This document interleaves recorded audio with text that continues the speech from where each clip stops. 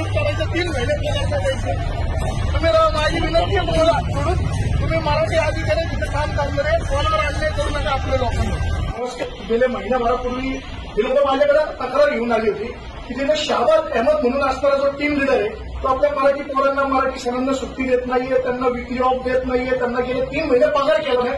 फ्लोअरवर हिंदीच बोलायचं, त्याला मराठीची काय एलर्जी माहित नाही. पण आजही त्याचा तो अॅरोगंट स्वभाव तिथे दिसला. त्याला मी विचारलं की बाबा ह्या मुलांचा पगार तू केला पाहिजे आणि यांच्यावर अन्याय नाही केला पाहिजे. तर आजही तो मेरे को मराठी आता नाही, मी मराठी बोलूंगा नाही.